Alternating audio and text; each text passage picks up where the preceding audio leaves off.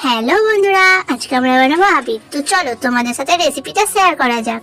এই যে এটা দেখছো, এটা হলো আমার এক্স এর রক্ত, যেটা আমি কালকে ওকে খুন করে রক্তটা বার করে নিয়ে এসেছিলাম। তারপরে নিয়ে নিলাম 200 টাকা কেজি কর্নফ্লাওয়ার আর 200 টাকা কেজি রাইস। জানি নষ্ট করছি, কিন্তু ঠিকঠাক ভাবে যদি আবিরটা হয় তাহলে মন্দ হবে না। এমন ভাবে মেশাতে হবে যাতে এক্স এর রক্ত খুঁজেই না পাওয়া যায়। ঠিক এমনই একটা মিশ্রণ তৈরি করে নেবে তোমরা। দেখো কতটা সুন্দর হয়েছে। তারপরে আর একটা থালায় কর্নফ্লাওয়ার নিয়ে নিয়েছিলাম, আর এটা হলো কুকুমনি আলতা, যেটা ওই কর্নফ্লাওয়ারে একটু একটু করে দিয়ে মেশাচ্ছিলাম, কিন্তু পুরোটা আগেরটার মতো হচ্ছিল না। সেই জন্য আবার একটু বিটের রস দিয়েছিলাম।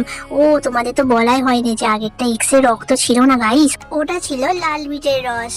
দেখো বন্ধুরা, এটাই আলতা দিলাম বলে আগেরটার থেকে কত সুন্দর কালার এসেছে, আর খুব সুন্দরও লাগছিল। তারপর ওগুলোকে 4 ঘন্টার জন্য সূর্য মামার কাছে পাহারায় রেখে দিলাম।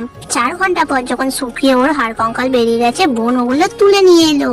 তারপর আমি আর বোন মিলে এর ছাল চামড়াগুলো ছাড়াচ্ছিলাম। দেখো ছাল চামড়া ছাড়িয়ে একে গুঁড়ো করছিলাম, কত সুন্দর কালার এসেছে। এটা অতটাও কালার ভালো আসেনি, কিন্তু এটা দেখো খুব সুন্দর কালার এসেছিল, যেটা করেছিলাম আলতা দিয়ে আর বিটের রস দিয়ে। আগেরটা শুধু বিটের রস ছিল বলে অতটাও ভালো কালার আসেনি। আর এখানে তো দোল পূর্ণিমার আগে বোন আর আমি রং মেখেই নিলাম।